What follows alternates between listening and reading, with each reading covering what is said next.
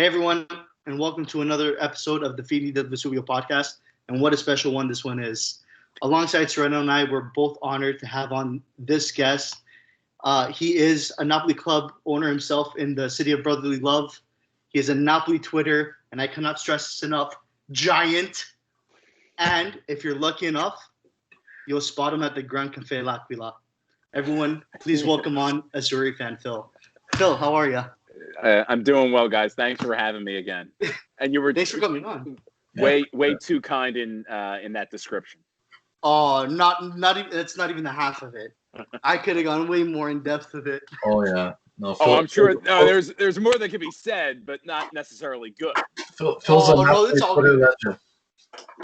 Yeah, in my books, maybe in other books, maybe in Inter fans and Juve fans, maybe their books, but in my books, it's all good. Always good. Believe it or not, there was a period not too long ago, not too many years ago, but I was hardly known on Twitter, and I would actively tell people, that I know in my personal life, I would tell them, don't follow me on Twitter. You're not going to see anything interesting. I really don't tweet. And here we are. That must have been a long time ago. I feel like I've been following you for quite a while. It's been quite a few years. Because obviously when I first started on Twitter, there wasn't, now there's this big community of Napoli fans from North America. But when I first was on Twitter, it was very, rare to see, people tweeting, and especially in English, about Napoli. And then one of the first people I actually found was Phil. And I think that must have been maybe way back, maybe 2013, 2012, if I can remember. And then I kind of saw Phil, grow from, just tweeting about Napoli to then, trolling every club. You use that word. I don't use that word, but it's a debate. What's a more flattering? I don't know. Is there a more flattering term than trolling? Maybe. Listen, I know.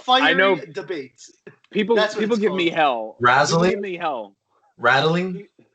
People will give me hell for this, but I think there's a difference between trolling and banter. And no, definitely. Yeah, for sure. Banter, it's all part of the game. Big difference. Yeah, it's part of the game. It's fair game. If you're gonna dish it out, you got to take it too. And we take it as well a lot from other teams and other teams' fans. So it's good to have someone dish it out a bit and rub people the wrong way too. I'll take some of the arrows. That's why I said Napoli Twitter giant, the legend. But yeah, I'm on the same boat as Sereno. I actually came really, really late to Napoli Twitter. I don't know why. For a while, I just never had a separate Twitter account strictly dedicated to Napoli and just Calcio in general. But I think I started my Twitter account a couple of years ago, maybe something like that. Mm-hmm. And yeah, I was looking around for people to follow. And I kept seeing the name AzzurriFanPhil, AzzurriFanPhil, AzzurriFanPhil. Every other tweet was AzzurriFanPhil. So I'm like, it's got to be interesting, right? So let's take a look. I went to go look at your page.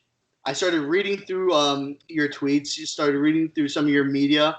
And I can't remember if my parents or my sister was with me, but I was laughing, gasping for air at some point with the stuff that you would come up with. Mission accomplished. There you go.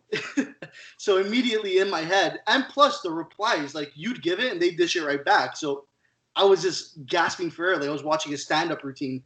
So immediately I followed, and I haven't looked back ever since. One of my, I'll leave it at this point on this topic at least, or we can continue. But one of my good friends, I met him a couple of years back. The first encounter with him, he came into the cafe and he came up to me and he said, "Are you AzzurriFanPhil from Twitter?" And It was just, and I didn't know this guy. And it was the beginning of a beautiful friendship. So, I've had that a couple of times. That must have been a really interesting interaction the first time. It's whoa, who the hell am I? Then now people are coming up to me and recognizing. It depends on, and I almost wanted to be well, it depends on who's asking and whether or not you like the account. So I might be AzzurriFanPhil. Yeah. Who do you fan for? Are you a Napoli fan or? Yeah. Well, he's a Milanista, but a good friend of mine. And listen, I think you can probably tell from my Twitter, I typically get along with Milan fans. Oh, of course. The axis of evil. The axis of evil would be Roma, Juve, Inter.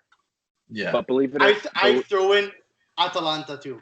I throw them in too. Yeah, but they're a lot of Atalanta fans. Atalanta Twitter, right? Yeah, but they're there. I'll throw them in. But believe it or not, I'm gonna start throwing in Arsenal. Never mind. Not, there you go. I don't like Arsenal either. Oh my God, their fans drive me nuts on Twitter. They drive me nuts.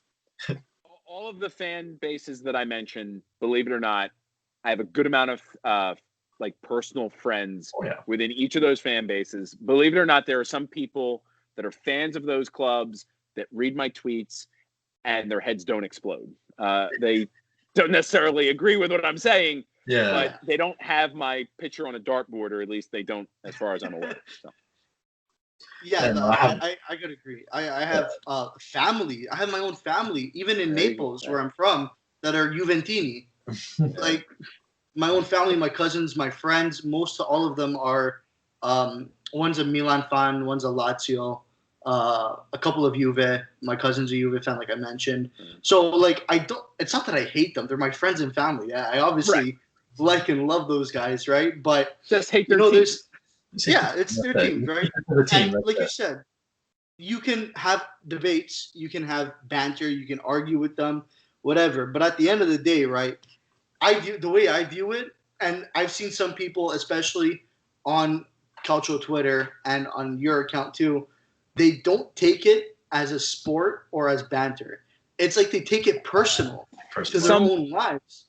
But so here's the way I think this is the best way to put it. It's a vocal minority.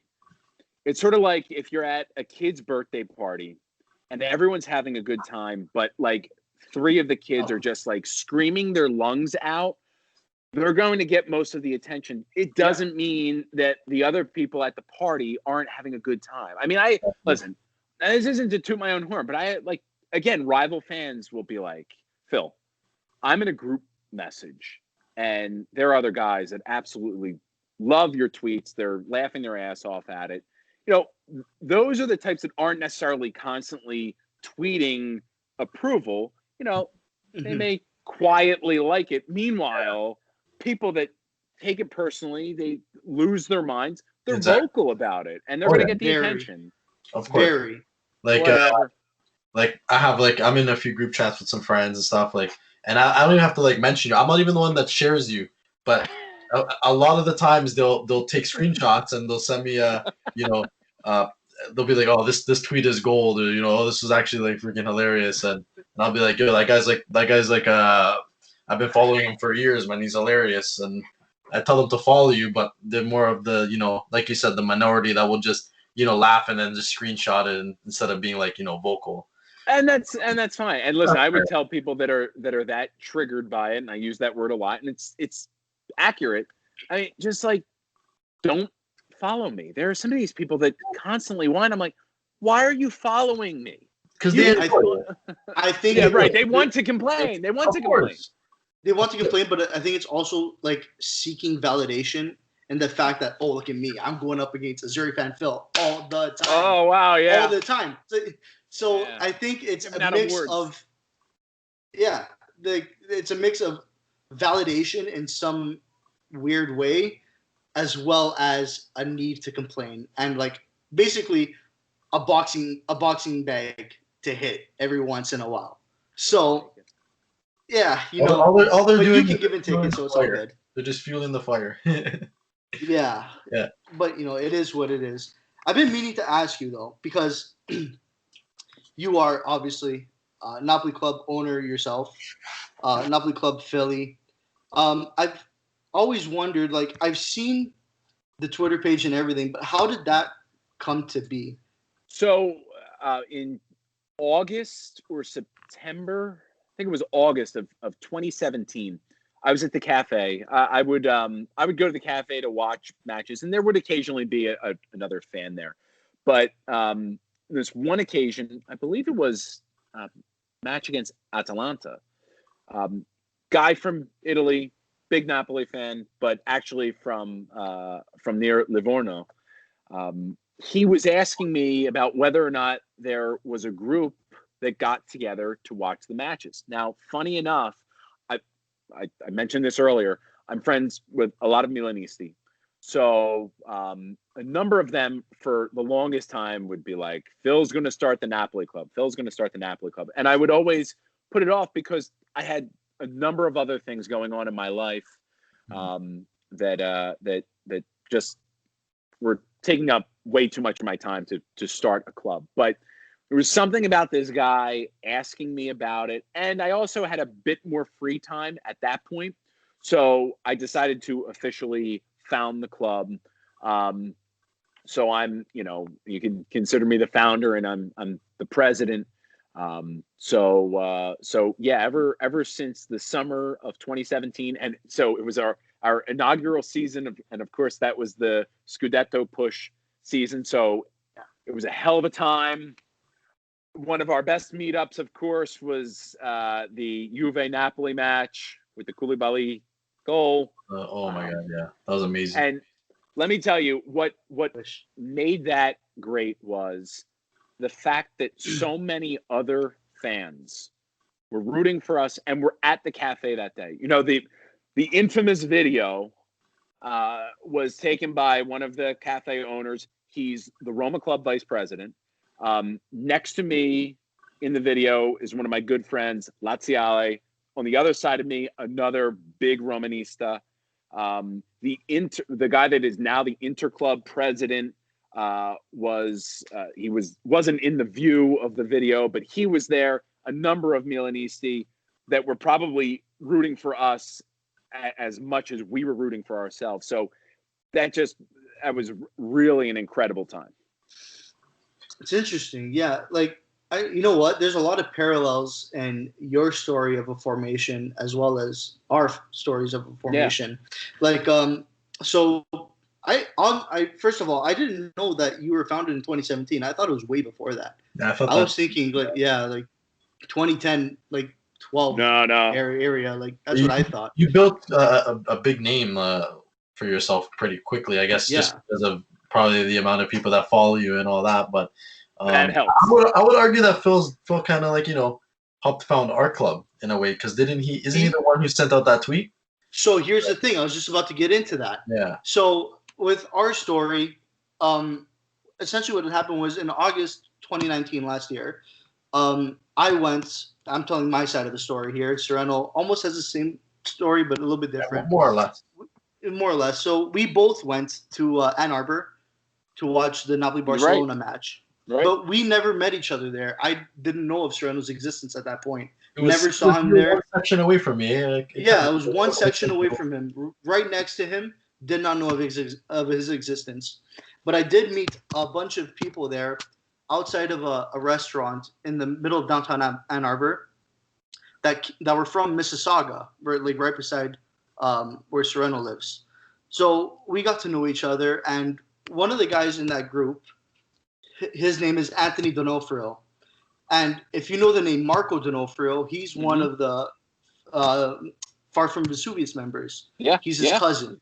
Yeah. So we started talking about, just Napoli in general, excitement for the match, just small talk. And then we got onto the topic of a Napoli club.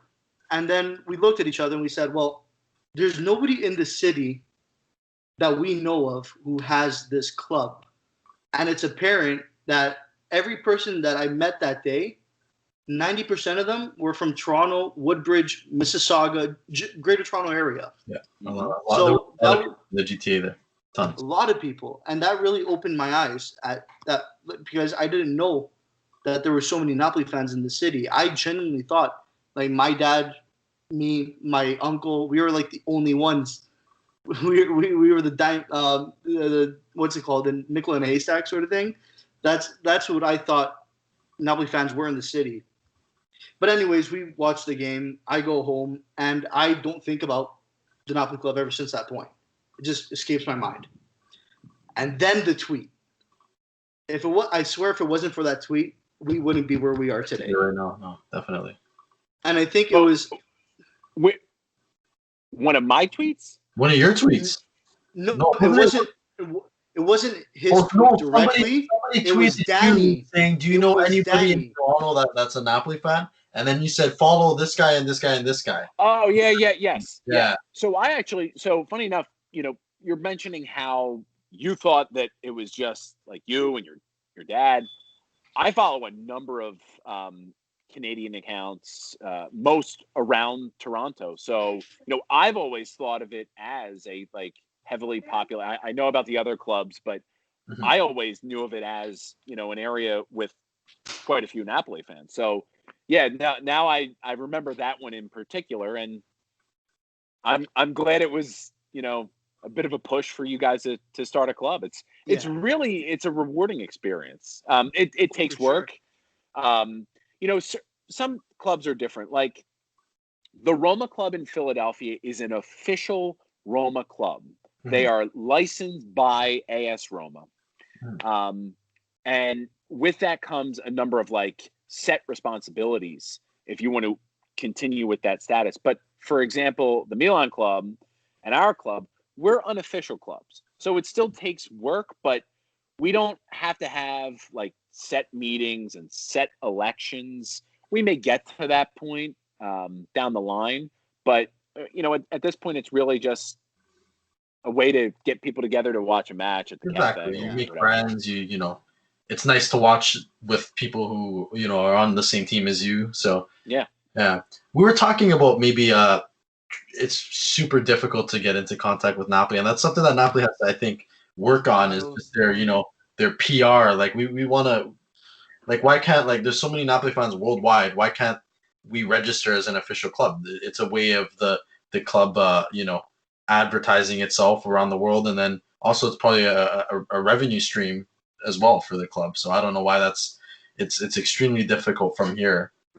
Just like with a lot of things in Italy, I mean, they're stuck in almost ancient ways, and unfortunately, especially Napoli, when it comes to this outreach, it seems like we're improving in certain areas, but in a lot of ways, it's still almost like the Stone Age. Well, what really last year, going back to the American tour that they did in Michigan and in Florida, they didn't do anything for fans.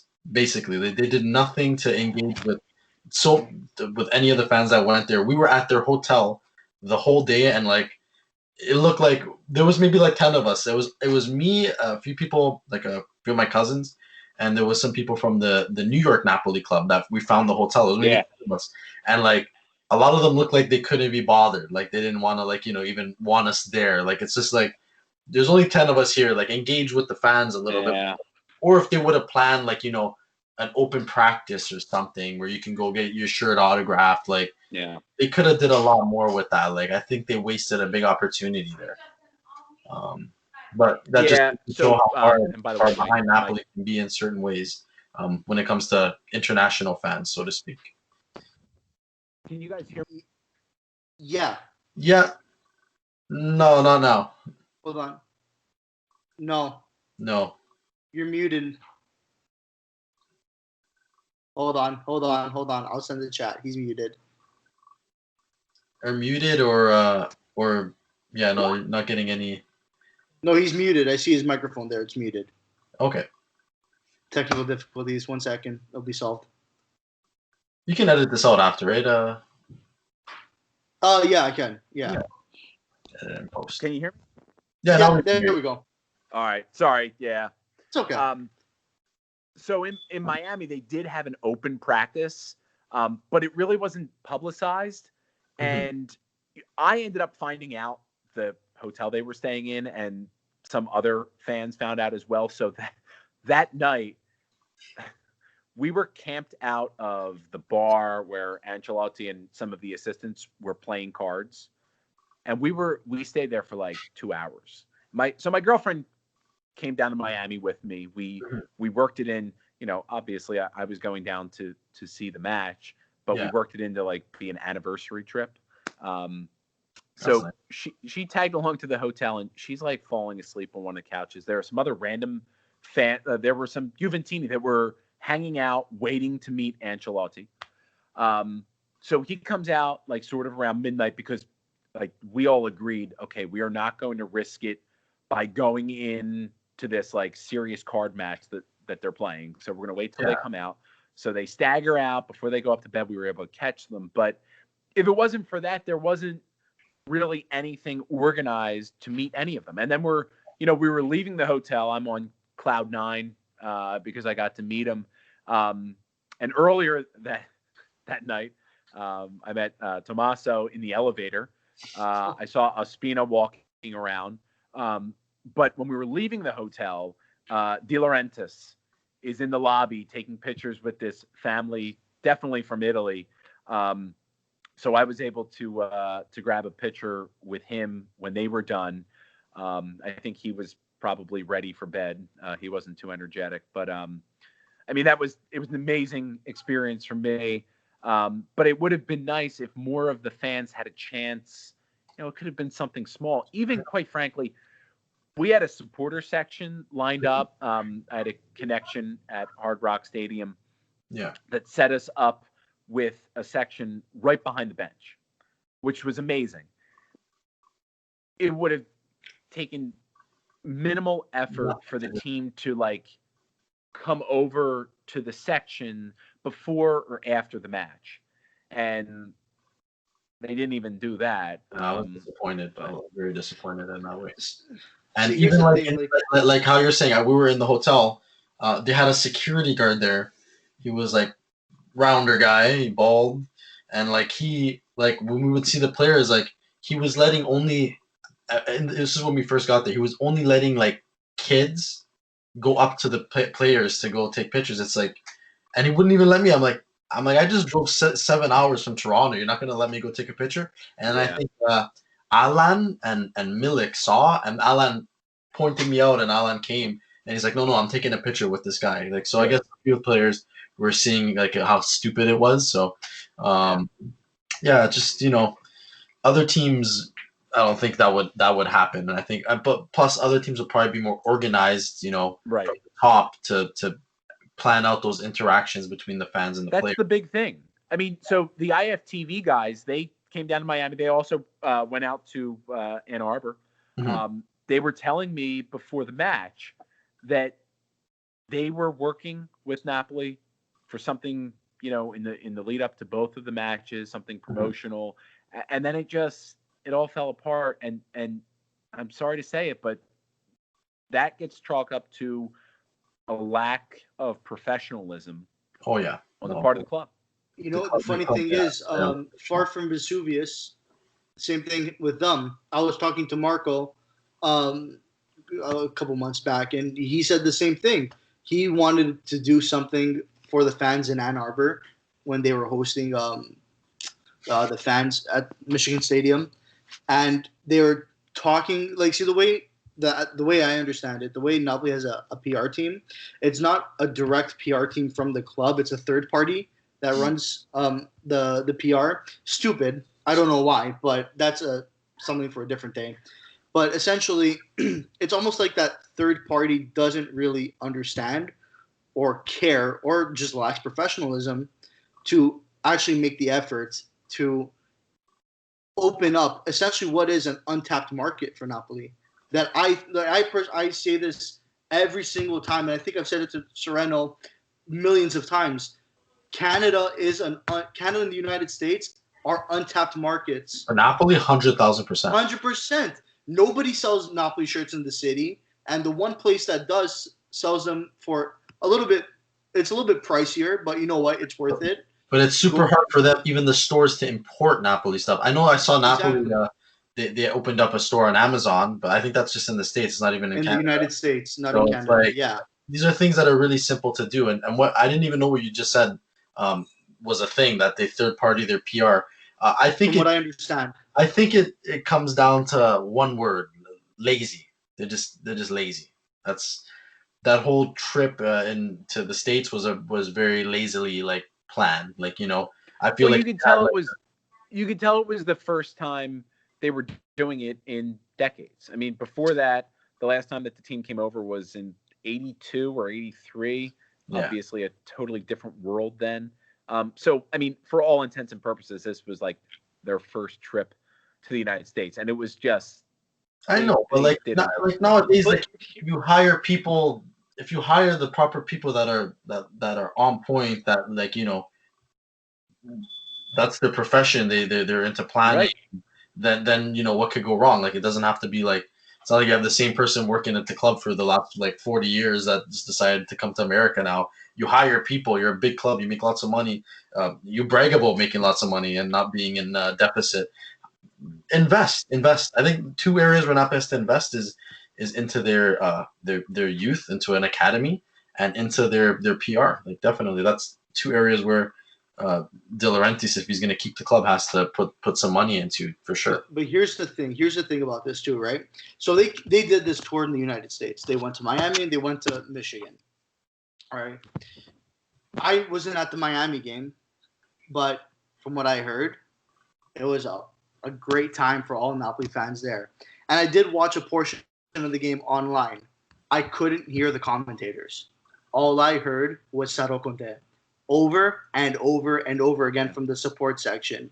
When I was in Ann Arbor, Michigan, there are only, said what, 5,000 fans? Yeah, Napoli fans? It was all Barca fans. It was all Barcelona. We were out singing them for sure. We were more I can guarantee you for 90 minutes we outsang them. Oh yeah, 5,000 of us compared to this other 60,000 that were in the stadium. So you as the director, as the president, De Laurentiis, or even the PR team, you look around you, you have fans camping outside bars, hotels, waiting to see the players, the coaches, everyone. You hear the fans in the stadium. Not even in Italy, you hear fans in the United States and people from Canada coming over, singing songs that you would hear in the San Paulo and the Curva and Curva B. Don't you think that would resonate a little bit in your head and saying, hey, we have something here. Let's take advantage of it. Now, in terms of... Sorry, go ahead. The sad thing is that coming to North America, and I don't want to just settle, but the fact that the team even came to North America was like... was pretty that was beyond the me. gift. Yeah. Don't expect much more. You're lucky that we even came, because for the longest time, De Laurentiis, who, by the way, I think gets plenty of unfair criticism, but there are fair criticisms of the guy. For the longest time, it was it's too much travel.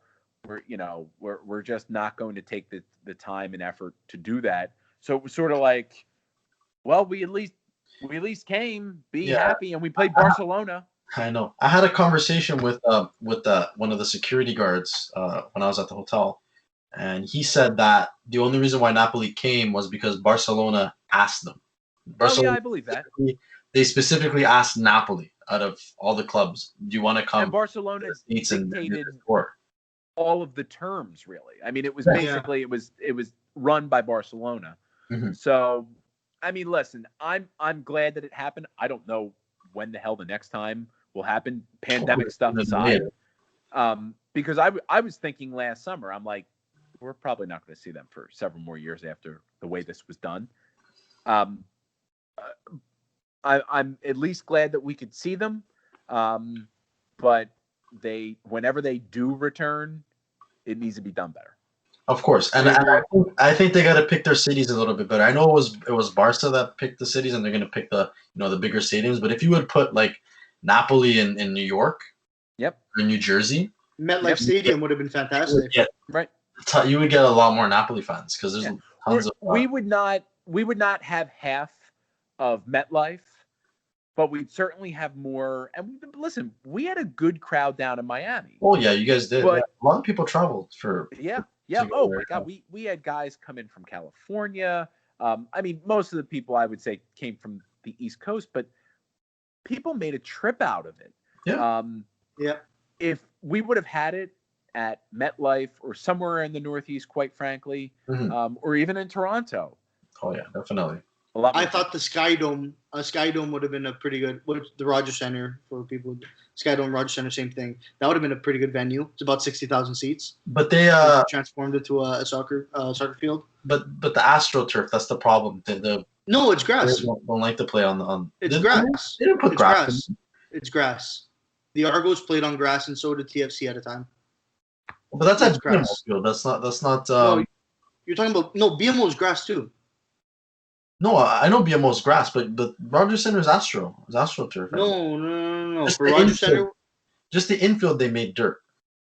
No, okay. The Rogers Center, they changed it because the Argos were playing there too, and they needed grass. I'm pretty They sure changed it to grass. I'm almost 99% sure it's grass. But I would weigh in, but I know nothing about MLS or the Canadian Football League or whatever. I don't know anything about the Canadian Football League. I go to TFC games, but every now and then. But you know what? TFC games aren't even that bad. They're not even that bad. Like the atmosphere there is actually it's decent. Like okay, here's the thing. What? No, I'm talking about TFC. Oh no, TFC. Yeah, no, TFC has a good atmosphere. They had a few fan clubs that were really supporter clubs that were really, really good. But I think a few of them got banned. I think the last couple of years. I don't know why. Why did they ban them? I have no idea either. But the one thing I do know is I don't know about Philadelphia or the United States. But the soccer culture here, especially in Toronto, it's really big, and I think that could be attributed to most of the city being multicultural, ethnic, where you have the Italians, the Portuguese, Eastern Europeans. Everywhere. West Indians, African. The city's diverse. You have multiple different nationalities, and all of them, mostly some part of their culture revolves around soccer. So that's why I think Toronto, we got lucky, and Montreal in some aspects too. We got lucky with the sporting culture around soccer, which for most of Canada really doesn't exist, especially in the prairies in the West. So I'm not sure about Philadelphia. If you want to touch in on that, or the United States. Yeah, I mean, we have some diehard fans that follow the local team, the Philadelphia Union. By the way, they play about a half hour outside of Philadelphia, but still the Philadelphia Union. But I have several friends that are diehard fans, but the culture, this goes without saying, is obviously nothing compared to almost anywhere else in the world. And probably it probably doesn't even compare to Toronto. And I'm not saying that as necessarily a knock on those guys. I just don't think it will ever be able to be close. And I think it tries too hard to replicate, especially what is in Europe. MLS is just not my thing. I don't think I will ever be into it. I've gone to a few matches, and it's it was something to do with friends. I was basically dragged to them. But it's just not my thing. Yeah, but I'll go out to games. I support TFC. Most people in Toronto like to support the Toronto teams. We do have a lot of compared to other cities in Canada, we have basically a team in all of the top 5 leagues in North America. So a lot of people in Toronto will support the local team, but obviously it's not the first team in Toronto. But when they make the playoffs, or when there's a big name that comes through, like a Zlatan, or a big player, a big game, they've packed the stadium pretty easily. So, and like I said, with the supporter groups, there are some diehard fans, and they actually do create quite a good atmosphere. They have fireworks and the flares and everything. So it's fun to go out to the games, but it's nothing compared to a European match. Yeah, of course not. But apart from TFC, right? Even if we just take out MLS from this aspect, soccer culture in Canada, like you said, you played soccer, right? You just gotta be here. You gotta be here for the World Cup, dude. And during the World Cup, exactly. It's dude, any team wins, Ghana wins, Colombia wins, and you hear horns everywhere, like as if like the whole city's Colombian or the whole city's like Italian or the whole city's Portuguese. The joke in Toronto is that when World Cup comes around, nobody's Canadian. That's the joke in Toronto. But yeah, he's right. Like that's what I meant by soccer culture. I'm taking MLS out of this. I'm taking like even down to like Pee Wee soccer all the way up through the soccer academies, and just the idea of the sport in this country. I feel like it doesn't get as enough recognition in the United States because obviously the United States has football, football, basketball, baseball, right? They're competing with the top three in the United States. But I think that they should start focusing more on soccer. And if it wasn't evident, the U.S. national team losing to, who was it? Trinidad and Tobago for not qualifying. Yeah, I can't remember who it was.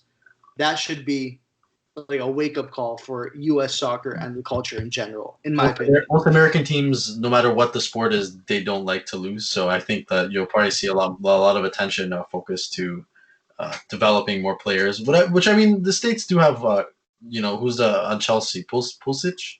Pulisic. Yeah. He's a good player. Yeah. But if you look at North America in a whole, Canada with Alphonso Davies that's an incredible story just in itself. Like, North America is starting to develop like, top class players that play in Europe, which is something that we haven't seen for a while. So, I mean, you can look at the positives, but yeah, definitely the American teams in any sport don't enjoy losing, Yeah, but soccer here is seen and really, I mean, it's changed somewhat recently, but for decades, it's always been the sport the kids play growing up. It gives them a chance to, run around, chase a ball.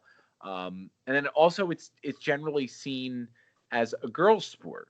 Now, again, in really? recent years, that's changed. But yeah, I mean, historically, the stereotype in the United States is it's a kid's sport and it's a girl's sport. Wow. It's interesting.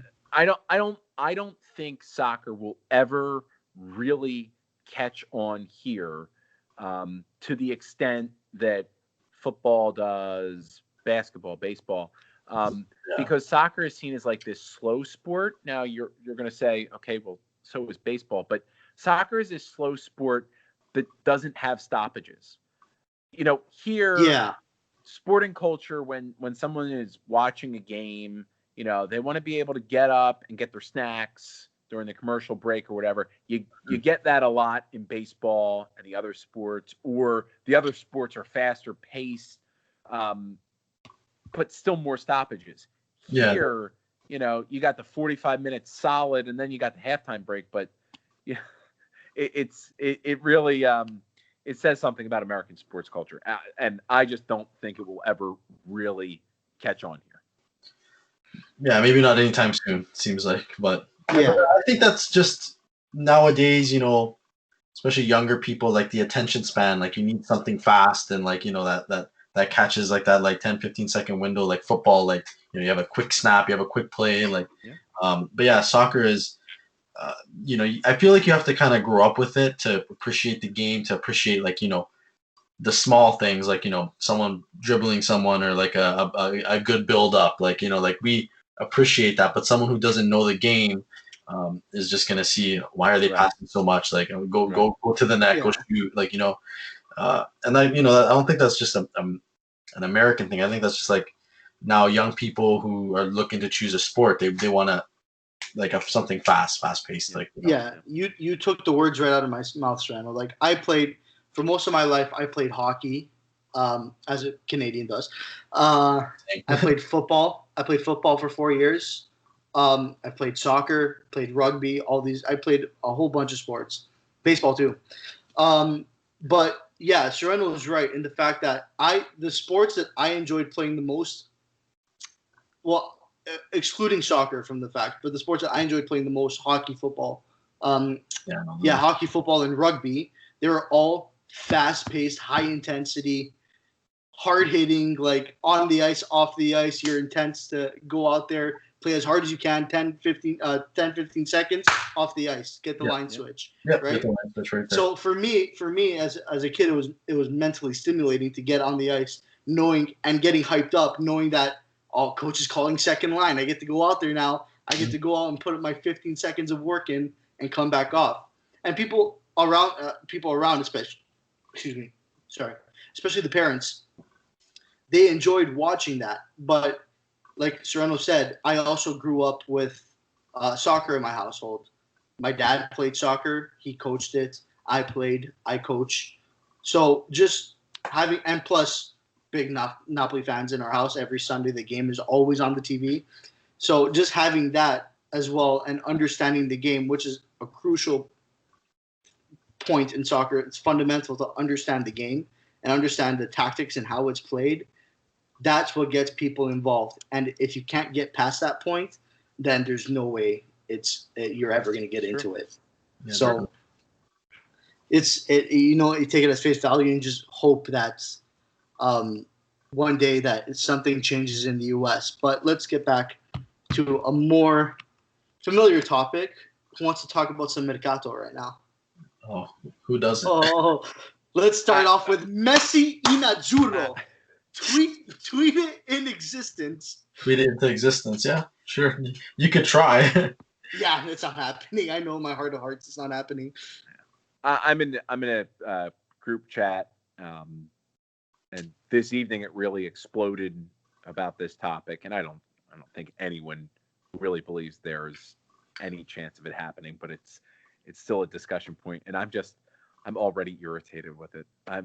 I've been irritated with any of the Mercato talk for a while now.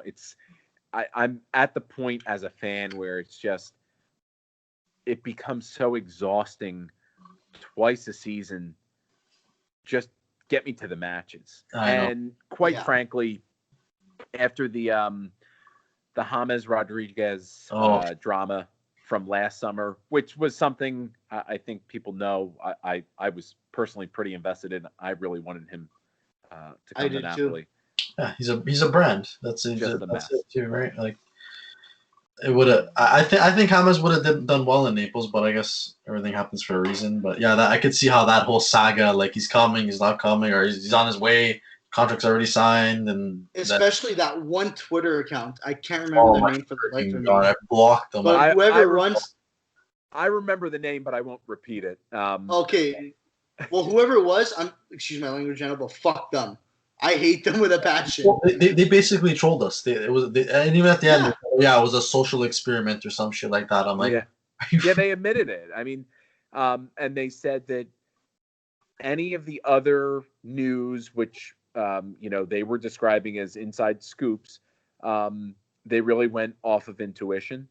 But people will bring up that account, say, "Oh, Phil, you got invested in this, insider account."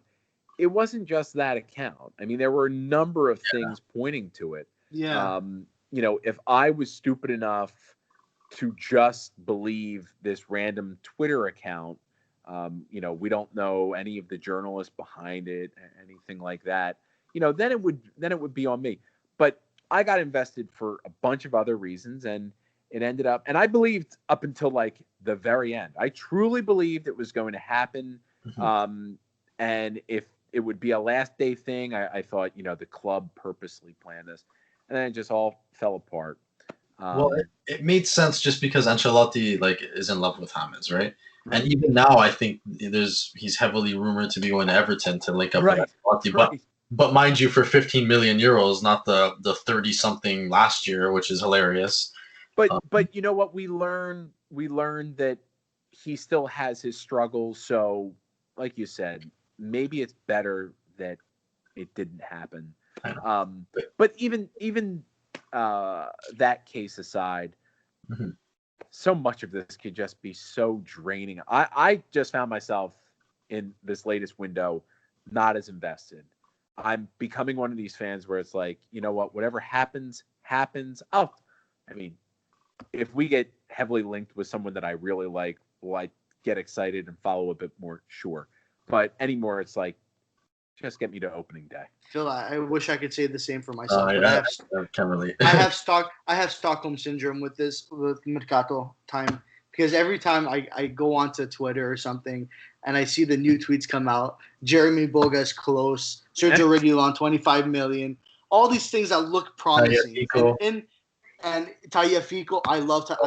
Ajax is my second team. I love Tagliafico, but I'm looking at these things, and in my mind, in my heart of hearts, I know some of these aren't going to happen just because of the past that we have. But there's still, I don't know why, but there's still that little bit of hope left in me that always takes over, and I like, what's a good word for it? I obsess over it sometimes, where I'm like, okay, you have the money. You have 160 million euros, whatever it is, in your bank accounts. You owe no debts. You can't pay 25 for Reguilon. You paid the same amount for Verdi, and look how that turned out, right? But this is a promising player, and you needed that position. Pay the 25. And he's going to pay the money. Go up in value, based on his age and everything. Pay the 25. But I don't think you can say, and this is one area where I think fans are pretty divided, though most people would say ADL is too stingy. He has spent some serious money. Like, listen, yes. this Osimhen deal, we spent a lot, and I'm someone that thought probably not worth the risk, but they took the risk, high risk, hopefully high reward. I mean, but you can't say that he didn't spend in that regard. Doesn't mean that he shouldn't spend in other areas, because we need it. We need that reinforcement. Yeah. But I just personally, and you guys may disagree, I just haven't liked the narrative that he is too stingy. He never spends. He's never going to get us over that hump because of that. I don't think that's entirely fair. I mean, he's he's calculated. That's what he is. I think if you could use the word, he takes calculated risks and things like that. But we do have a lot of. I don't agree with his whole thing that, like, okay, now we have to sell some players to buy some players. You can buy the player and then sell the other players. Like, it doesn't like we lost out on that defender from Lille, Gabriel, because he's waiting to sell Koulibaly or to sell this player. It's like, if you're gonna sell him anyways, which I think he's gonna be sold, why not just put out the money and then sell and then recoup the money off the sale? So I thought that was really dumb. That's fair. You're gonna now you're probably gonna sell Koulibaly and replace him with Pasta Papadopoulos from Arsenal, or whatever the heck his last name is, because Socrates. I think we're just going with the first name. Yeah.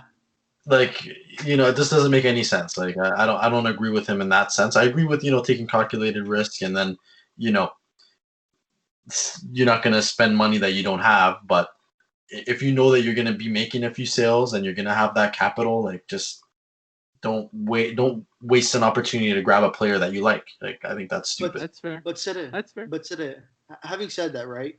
You're taking calculated risk, but at the same time, if with a couple more signings, I truly believe that we are a Scudetto competing team in this upcoming season. I think 2 more signings. I think you need a left back. Exactly. I think you need a winger. That's it.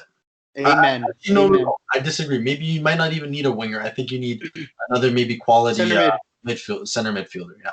Center mid, especially with the formation change. They want a 4-2-3-1, so another center mid would be ideal. But here's the thing, right? So you're saying he takes calculated risks, and yes, he does. And I'm kind of on the fence about whether he's too stingy or not. I wouldn't say that he's overly stingy, but at the same time, he doesn't. He misses out on opportunities because of his stinginess. Yeah. So like you said, it's calculated, right? But if you're making the sales, Alan is close to Everton, 30 million. All right. Eunice, something like that. Eunice was just contacted by, I think, Leverkusen. Another 10-15, right? Probably, yeah. Maximovic might go another 10-15, right? This is all money just being collected, just being added on into the books. Yep.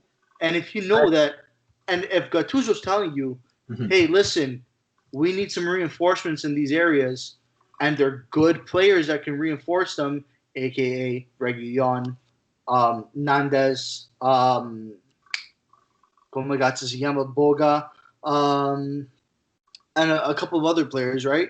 If you can fill in the roles that we're missing and have a deep rotation squad, other than Inter, I think we have the squad. We have what it takes, and we have the squad and the depth to win the Scudetto if we make those signings. I think this year Juventus is going to have trouble, especially with Pirlo being the new head coach. He doesn't even have a license. Who's going to coach them? Right? They're going to have trouble at the start of the season. You got to take advantage of that. Off the start. On September 19th, whenever they start playing, you hit the ground running and you don't stop. You put your foot on, you put your pedal to the metal and you just keep it there and you keep going. And that was supposed to be the case last season. And we know the weird start that we had. Yeah. If not for that. And by the way, I don't even really think that it was the way that Juve match ended pretty much summed up how the season was going to go. But I don't think that's what killed us. It was a few weeks later, and I don't even want to bring up midweek disaster. Yeah. But last season was that opportunity with the experienced coach, and I believe he deserves some of the blame, but I still think most of the blame falls on the team. But whatever the case, we now have a good coach now, and we can take advantage of the fact that Pirlo is just being thrown into this, and Inter have their issues, of course. But even if Inter are at the top of their game, there is no reason why it shouldn't be a 3-horse race for the Scudetto at least. I do like, though, that Gattuso came out, I think it was in today's press conference or yesterday, saying, the goal is to qualify for Champions League next season. I think that's a fair thing to say. I believe that we should be fighting for the Scudetto, but I do believe that it's one thing what the fans believe and maybe what the coach will publicly say, because we know what comes with it if Gattuso says, yeah, we're absolutely fighting for the Scudetto. That ends up triggering the media, and then, like it or not, this team still has a bit of a mentality issue when it comes to that goal. So I think saying, we got to qualify for Champions League, I think that's a fair thing to say. But there is no reason with a couple of good signings why we couldn't be in that race. I don't know, most definitely. I think if we go based off who we're linked with, if we get a few of those players, and then even after selling the players that we're allegedly selling, we have a very deep squad with a very good rotate. You could rotate that squad and beat most teams in the league, even off of your bench. Especially in your attacking options seem like they're infinite. You got Patania, who I think is going to be a really good player coming off the bench. Lozano on the wing, Politano on the wing. If you get Boga on the wing, you have a really, really deep team, 2 or 3 lineups that could beat majority of the teams in the league. So let's not forget about the midfield either. Our midfield's pretty deep too. Yeah, Zielinski, Lobotka. Our midfield had a bad season last season. In terms of offensively, we had a very I feel like that's where Napoli kind of lagged. Is we lacked a lot of goals that we used to get from our midfielders. So I think that's something that you gotta keep an eye out for next year, is to see if we can improve on goals coming from other players other than the strikers, right? So, but we do have midfielders, definitely. Fabian. I think last year was just. Sorry to interrupt you, but I think like you said, but I think last year was just a one-off season to be quite Hopefully. honest. Hopefully. That's what I think. But continue with what you're saying. Sorry about that. Yeah, so Fabian is class, Zielinski's class. Like it would be nice to get one more high tier midfielder, but yeah, we definitely have capable players in the midfield that shouldn't have any problems offensively. So hopefully last year was a one off. I mean, I think if we don't have the whole mutiny and that whole saga that happened, maybe Ancelotti's still here. Maybe we steer the course, but yeah, I don't know who you could blame for that. I mean, personally, I think that mostly lies on the players, but obviously the players have to be fed up with something to go to that extreme to do the mutiny against the club. But I think just based off of that, like as long as we don't have another mutiny this year, knock on wood, we should be in the clear at least without that qualifying for we're Champions top League. 4. Yeah, or at least it would have been very close. Yeah, that set our season back a lot. Us and Lazio and Atalanta. Mm-hmm. But I mean, really, like last season was the season that we should have been right in the Scudetto race. Yep. But again, in my opinion, we have the team. Yeah, for sure. We could do it this season. The pieces can again, you get a few more good signings, and the pieces really are there. So, and you also have a motivated coach like Gattuso's. Right.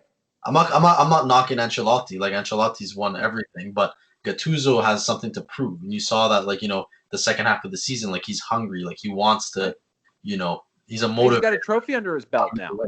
And now he has a trophy. Yeah, he has a trophy under his belt. On one of the worst seasons that we've had in at least 10 years. Yep. And look at who we had to beat to get that title. I mean, listen, you'll have some of the fans say, come on, it's Coppa Italia, which I don't think that. Obviously, it's not Scudetto level, but a title's it's still a title something. to me. Especially when we're in this era of Juve domination. Every other team should be clawing for Coppa Italia at the very least. Mm-hmm. But we had to knock out the defending champions who were in the midst of a great run themselves. We beat Inter, and then beating Juve in the final, and we played well in that final. Really well. So I think that means something. I think that's a building block. I think next season Europa League should be a legit priority too. There's no reason why we can't have a deep run in Europa League. Yeah. And I think we will get top 4, but let's say we have another weird season and also the competition has improved. Maybe we're not top 4, but you win Europa League. It's not just winning a trophy. It gets you into the Champions League for the next season. Mm-hmm. So now here's the thing, right? Like you got to make a decision.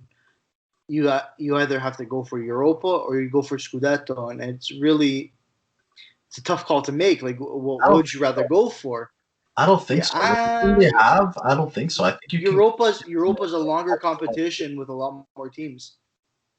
I mean, I think they can compete on all fronts if they have a deep team like what it looks like they're going to be having. Like you have a team that will, in the early rounds of Europa League, you usually don't face any big teams. You could probably start, you can rotate your squad, and then once you start getting into the quarterfinals and the semis, then you start playing your first team guys. Like, I don't think, I don't think you have to, X one out to focus on the other one. I think that they can easily compete in both competitions. Well, and in 2017, 2018, we did have the issue with not having a deep bench and Saudi just not rotating at all. Rotate with what we did have. He didn't have a lot, but the guy is pretty stubborn. So that season, it made sense to me for us to crash out of Europa League. And I know people mocked us for it, but it made sense given the circumstances. But I think next, this upcoming season, we can continue to compete on both fronts.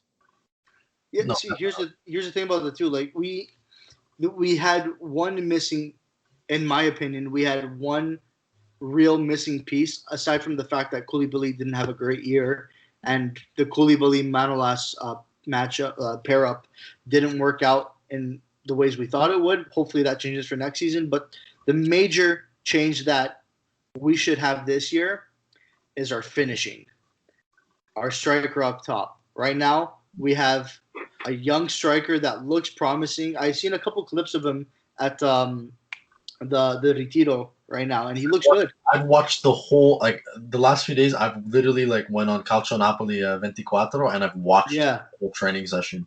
And he scored looks 4 or 5 goals in training today. Like anything in the 18-yard box, it's in the back of the net. Yeah, so that's what I'm excited to see. Plus, if let's say he has a bad game, Petagna, get on there. Petagna can change a game. Yeah, he played 15 goals with Spal, changed a lot of their games. Petagna is another one to look out for.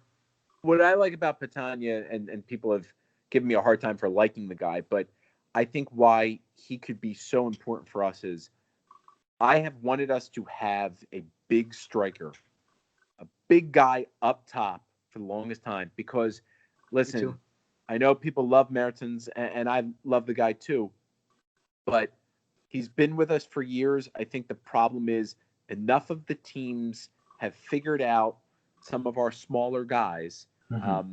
So we don't have a big target guy up top. Now we can. And Petagna should be able to finish off some of those smaller teams. Again, the rotation is going to be key. Exactly. You have a big bully up top, that's a couple more points that we have struggled to get at times in, what ended up being critical matches, where we're settling for a draw against Sassuolo too many seasons. At the end of the day, they all count. There's a few more points now. So exactly. And not only that, especially with what you said about Mertens, when Reno finally released that he wanted to play in a 4-2-3-1, it was heaven on earth.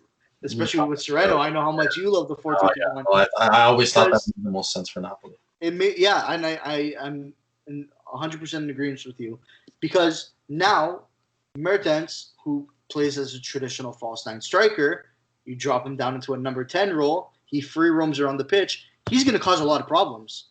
Defenses are going to be scared. Not only that, now you have Osimhen, who's fast, he's also strong, and he can finish up top. Now your defense has to worry about, what do I have to worry about more? A playmaker who's free roaming in between our lines and can cut us through at any moment he wish, or a strong striker up front who one ball over the top can finish it in the back of the net. Yeah. Not only that, now you have to start thinking about, okay, well, we have Insigne on the side. He's a really good playmaker. And then we have, let's say, we put Lozano or Politano, both of them really fast and can cut through your lines in a second if you just switch off like that. Yeah. Plus, I think Lozano will have a fantastic season next year. I just wanted to throw that out there. I think now that he's going to have a full training camp, and then you saw glimpses last season, I think that Lozano could be a big player for us. And even under, what a lot of people don't, take into consideration with Lozano is if you look at PSV games back when he was with PSV, he's amazing at setting people up in the box, like his crosses, he got a ton of assists too. So like you were saying, having a Petagna or having an Osimhen who can find the spaces in the 18-yard box and just capitalize, I think that's going to benefit a player like Lozano too, who I think a lot of people were tough on him. He had a tough first season, but I mean the squad had a tough first season. I mean, imagine coming into a new country, you don't know the language, you don't know the league. Then there's this record signing, and the coach leaves. It's a lot, and you're the record signing. Yeah, so I'm looking for him to have a bounce back year with us. I think he will, and I don't think that it was fair, the amount of criticism he received, because it's not like the guy was a consistent starter. Exactly. It would be one thing if he started most of the matches and wasn't performing. I could deal with some of these criticisms. See, some of these guys get on his case, and I'm like, based on what? The weird thing about Lozano is it's a good weird thing. He has scored on each of his debuts. I mean, this guy scored the goal that really brought us back into the match against Juve I mean, at Juventus Stadium, that's a big deal. Oh yeah. And I don't know. I feel like too many people just like threw him away. So, scored a big goal against Red Bull, Yeah. the match at San Paulo. He's had some important goals this season. Quality. He's a quality player, and I think look at Mertens when Mertens first came to Serie A. Serie A is a hard league, like especially for attacking players. Yeah, hard league. Like it's you don't have that freedom and that time and space. Like most teams defend very well in Serie A, so it takes strikers that have success in other leagues. Even high end strikers. Even Ronaldo struggles. Admitted that it is really hard to score in Italy. Yeah. It takes some time to adjust, to get used to the league, and to get used to the marking and everything. Especially like the lower level teams too, mid-table, bottom half teams. Well. They focus strictly on defense. They focus strictly on not conceding a goal. That's why we have such a tough time against Sassuolo, because they just play defense. They put 10 guys behind the ball and they don't make you move. Right? Yep. Right? Like all those teams, you have to kind of account for them. And this is why I'm kind of skeptical for Osimhen's first year too, is because defending in the French league and defending in Serie A, two completely different beasts. And listen, for this position, so much is riding on that position, especially for us. People know our struggles. When you come in and you're a massive signing, and you're totally new to the league, that's why I think it's a big risk. Mm-hmm. I obviously hope that he proves most of us. I think it's fair to say that most fans were skeptical of the signing, at least for that amount. It's a big investment for someone that's not really proven. Mm-hmm. But obviously, we hope he proves us wrong. I'll be honest. Like looking at his even like you gotta keep in mind he's young. He's like what, 20 years old? Yeah, 21. He's my age. His like even during his interviews, like he's really like, it seems like he's got a really like a cool, calm, level-headed, like. And even when I was watching the training sessions, he has a very high. You could tell like the players that have a high IQ for the game. Like there was times when he was like tracking back, like kind of like how Cavani used to, and that got me excited. He was coming back to the defense, winning the ball, and then starting the counterattack the other way. So I don't know. I feel like for players with a high IQ, it won't take. I don't think it's going to take him too long to start scoring goals in Serie A, to be honest. But obviously, in the beginning, if he starts to struggle, like you can't freak out. You got to give him a grace period, which I don't think they gave Lozano.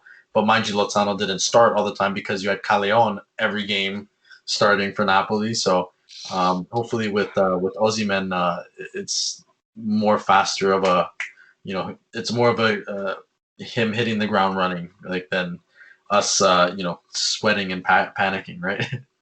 Yeah. Wondering if we're gonna hit another post next time we hit tag. We hit a bunch of posts in practice, and every time that Napoli was hitting a post, you can hear the reporter saying, "It's okay, better we hit the posts in practice." Right. Instead of a record-setting, I think it was literally a record-setting. Season. Yeah, 50. Yeah. We in the most in Europe, I think we hit the most in Europe. That's incredible. Like there was times where it was harder to hit the post or crossbar than it was to score, and yet we still managed to hit the crossbar or post. Yeah, Milik with who was it? What team was it? Every team was. Every team. But like there was one in specific where he headed the ball and it was, honest to God, 3 yards away, and he hit the crossbar. I can't remember what game it was. Well, I couldn't believe my eyes. In the friendly in Miami, I mean, when I say that we were bewildered when he, now listen, it's a friendly, but we wanted to win. Of course. It's against Barcelona. When he tried to chest the ball and it went over. My God. When all he had to do was just nod it in. I just remember looking around. I mean, I was stunned. Yeah. Even for Milik, that was like just stunning. I mean, it's hard to score when you're on your ass all the time. Whenever you're in the 18-yard box, every time you get a chance, it seems like he's shooting from his ass all the time. Mind you, Messi did it, and he scored a really nice goal against us. But I think only Messi Yeah, I was about to say that. score from his ass. I was about to say that. Yeah. But you're talking about Messi now, and I know. Milik. So yeah, there's a big difference between Messi and Milik. But anyways, I just A few letters. For me, I just hope that, like I said, next season. Obviously, right now, I'm gonna try to be like you, Phil. I'm gonna stop paying attention to Mercato, especially because it might be easier now because I didn't have school, right? But my school has started up this week, and we really start getting into it next week. So I guess because I didn't have anything to do during this time period, that's what I focused on the most, and I kind of, like I said, obsessed over it at some points. Like Serrano can tell you in the chat, I was there was points where I was going off, just unloading all the frustration I had about the Mercato. But anyways, having said that, I'm gonna try to be like you. I'm just whatever happens. All I care about is that on September 19th, whatever that first match is, we better hit the ground running. And like I said, don't keep the foot. Just keep that foot on. Just keep it. Just keep going. Running, just keep going. Not the post. Just keep going. Exactly. I have one question to ask for everyone. Do you think there's even a remote possibility that De Laurentiis would consider on a free transfer? Yes. Putting in for Messi. Yes, I already know where you're going with it. You think so? I have hope. I don't think he would on a free transfer. I don't think he'd even want the aggravation that would surround that, because even though I think he does enjoy to an extent the back and forth with some of the fans, he's our Cavani. I think he liked that to a degree. Yeah. I don't think he would want the backlash about getting our hopes up about that for something that, there's a less than 1% chance of it happening. I mean, apparently, generous. When Ronaldo was signed by Juve, he was offered to Napoli before he was signed by Juve. And De Laurentiis confirmed that, but he said, "Oh, I'd go bankrupt if I had to buy Ronaldo." Yeah, and listen, was he offered though? Stuff. He was offered. That's what De Laurentiis said. De Laurentiis said that. I don't know. That kind of seems like a big fish story, like a fisherman's tale. I don't think De Laurentiis is a liar, to be honest. He's a mini. I mean, I could see, because of Ancelotti and Ronaldo maybe wanting the challenge, even though he ended up taking the easier way out, but wanting the challenge of was it though making himself a true legend of the game. He would be able to bring a Scudetto to Napoli. Then he gets to claim that he is the greatest of all time. But I mean, it wasn't going to happen, obviously. And the thing with Messi, I said this in a group message that I'm in. Messi will want to go somewhere where there is a team totally built up for him. One of the super clubs. He's not going to leave Barcelona to go somewhere where there would be even more pressure and fewer resources, and he's constantly compared to Maradona. He's not going to want that much more on his shoulders going to Naples. I mean, he come to the team. And everyone's thinking, okay, well, yeah, now you have to win the Scudetto. And then imagine he doesn't, and then that's even more on his case. He's going to end up at City, maybe PSG. That's where it makes sense, and he'll look to redeem it. He'll get to say that he won in a different league, and possibly wins the Champions League. I mean, there's always a possibility that he doesn't win. Well, the expectations are different. If you join Manchester City, your expectation is to win the Champions League, which is probably the hardest trophy to win in the world. Whereas if you would join a team like a Napoli or even like an Inter, your expectation isn't to win the Champions League; it's to win a Scudetto and maybe win the Champions League, right? The expectation is higher, but he also has more there. Whereas, listen, if he comes to Napoli, or if he goes to Inter, the point then is, okay, but you still need to win something, and you don't have the strengths that you would have at these other clubs. But I mean, you're also. I feel like if you would come to Serie A, any team in Serie A, and that's not Juve, it'll be Messi versus Ronaldo again. So like that might be, maybe he might be interested in doing that. I know, one can dream. And then there's also people fantasizing about him joining Juve and playing with Ronaldo. So it's going to be interesting to see how this pans out. That's already going on. So that's what would happen if he goes to Juve. It's already been confirmed that Juve are not going for him, and they couldn't. They could barely handle the Ronaldo wages at this point. Yeah. So it's not happening. So we can that's what it is. Breathe that sigh of relief. But the thing with Juve is they needed to win the Champions League to keep that Ronaldo, to be financially stable with Ronaldo, and they haven't. So they're already in a lot of problems themselves.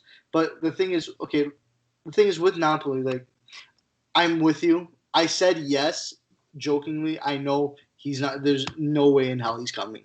Always a chance, but maybe just a very, very small chance. Like Sarah, you're talking about 1 in 7 billion right now. Like, less than 1% chance, and I think that's even phrased too generously.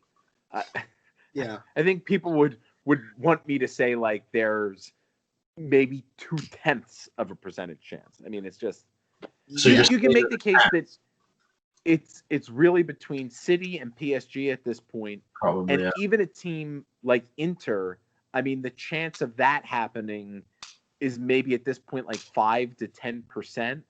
Well, financially, can Inter sustain them? That's the thing that I'm thinking. Apparently, they can, but Messi, I don't see it happening. Like a Messi will, like, honestly, I don't understand. Like, if you sign Messi, you sign, like, I don't know, hundreds and hundreds of millions of Messi fans that are gonna buy jerseys and become fans of your club. You see, here's the thing, though. I like the way our club is set up with the passionate fans that we have already. Now, I understand the marketing aspect of it is important, but it's like a certain point where you start to become like Juventus, and I don't like that. Also, keep in mind the whole point about shirt sales, stuff like that. They said that about Ronaldo with Juve, and they're still struggling on that front now. So that only gets you so far. But Juve also had to buy Ronaldo. Like Juve, they spent 100 and something million euros on him to buy him. Something like that. Yeah. You with the money to buy a Messi, even if he makes 30 million a season, 30 million if you sign him on a 3-year contract, that's like 90 million euros. It's do the math. You're saving on buying him. Yeah, but this is why you guys are better at stuff like I've never played it, Football Manager and stuff. When people throw around these sums, yeah. You guys are better at these. With Barcelona with 700 million euros, but his buyout clause was 700 million euros if you want to buy him from Barcelona. So the only reason why he's able to leave right now is because, and I was saying this even before he even said that he wanted to leave. I was telling everyone, I'm like, listen, if Messi wants to leave, you don't have to buy Messi from Barcelona, but he has a clause in his contract that after every season, I think there's 2 or 3 weeks that he can opt out of his contract to become a free agent. So that's basically what he did right now. But Barcelona are arguing that's null and void at this point.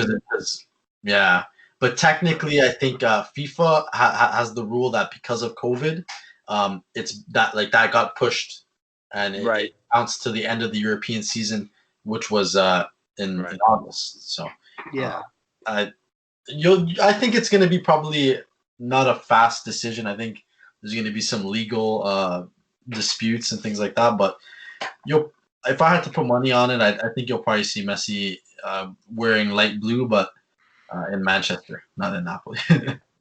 He's going to go back to be with Pep. Gonna play with Pep. It's definitely a fantasy. Yeah. My phone is at like 5%. Yeah. So I'm gonna lose you any minute. But Yeah, actually, we ran this one a little bit a little bit more long. than what we usually do. Yeah. It was a Nothing special wrong with that. podcast, you know. But you know what? Like you said, nothing wrong with that. I just wanted to thank you again for taking your time and coming on with us. Thank I you. really guys. do appreciate it. Thank you, Phil. Thank you, guys. I'm honored to be asked. I love being able to do these, and happy to come on in the future. And obviously, whenever you guys, when things are different in the world, whenever you guys make your way down to Philly, you'll obviously have to catch a match with us at the cafe. And I hope to. I've only been to Toronto, and not even technically Toronto. I was in Saga, I guess, at the airport twice for connecting flights to and from Italy. But I want to visit Toronto one of these days. So hopefully I'll be able to catch up with you guys up there. Hopefully during the season. I think I've always said that I would want to go to Toronto probably in the spring would be ideal. Don't come in. Yeah.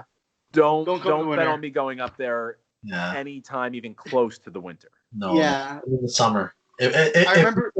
Come during the Euro, man. Hopefully next summer things are a lot more normal.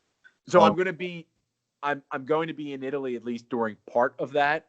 Okay. That's the plan at least. But I mean, I would love to be up there for that, because the things that I've heard about the Italian Canadian community, it seems like a pretty incredible experience. So might have to get up there for part of the tournament. Well, whenever it is, you're always welcome to watch with us. Oh, Thank you. Always. Thanks. I gotta go down to Philly and watch a Flyers Leaf game. Hopefully, There you go. Hopefully I don't get beat up by the Philly. You could work it all out, and you could also you're a basketball fan too, right? Yeah, I like basketball. I like the Raptors. So I couldn't care less about basketball and hockey. I know. But I ironically go to like one Sixers game a season. It's this thing that I started a couple of years ago, and I remember when the Raptors won it all. What was that? 2 seasons ago? It was last year. Last season. Year. City was out of commission for 3 days. Yeah, no, it was like a national holiday. That's where I ultimately I don't care, but I'm a competitive person, as I'm sure you can tell. So all of the Toronto guys that I know just ragging on Philadelphia, that made me sort of really want the Sixers to do something. So, maybe sometime down the line, the Sixers will beat the Raptors and will win another championship. I really won't care, other than being able to say, we beat Toronto. So yeah, the Sixers struggled in the playoffs this year. I think they got swept. I think they did. By the Celtics, they got swept, and we play the Celtics tomorrow. So yeah, well, if we play the Celtics, Barnes. Yeah, that's true. If there's a Sixers Raptors game at some point during the season, you'll have to come down, and we'll catch 2 games. We'll plan that out for sure. Anyways, thanks again, Phil. Thank you, guys. Thank you more. I'm honored. Take care, Phil. Take care. Forza Napoli. Ciao, Forza Napoli. Ciao.